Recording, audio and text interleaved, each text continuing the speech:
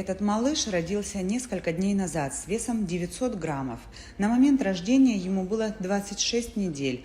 По абхазским законам этот медицинский случай нельзя назвать преждевременными родами. Таковыми в нашей республике считаются малыши, достигшие срока 28 недель. Этот маленький герой весом менее килограмма, выражаясь сухим научным языком, результат позднего выкидыша. Но только не для сотрудников Сухумского родильного дома, в котором таких малышей не в первый раз спасают и выхаживают. Последний месяц у нас было 3 случая, когда рождались дети с низкой массой тела, практически даже с экстремальной.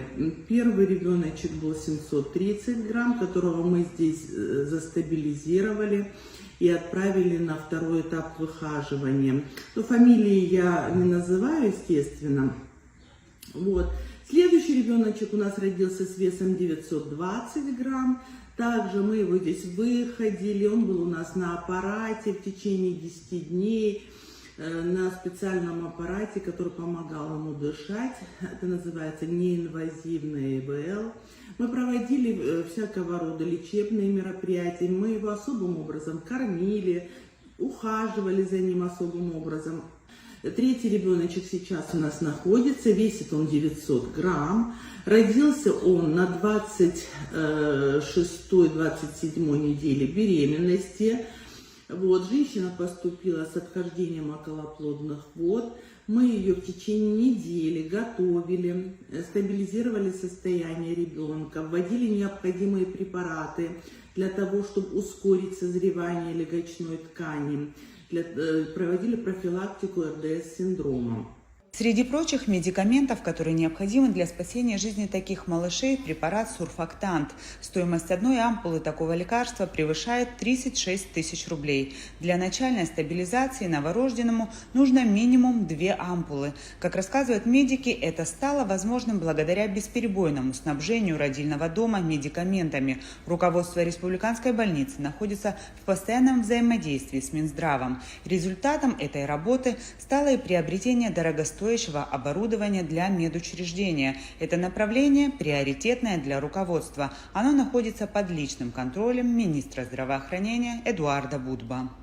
Вы знаете, в нашем учреждении есть все, что нужно для нормальной работы. То есть у нас есть все медикаменты, которые нужны, от самых дорогих начиная. У нас есть, например, Курасурф, который способствует быстрейшему дозреванию легочной ткани.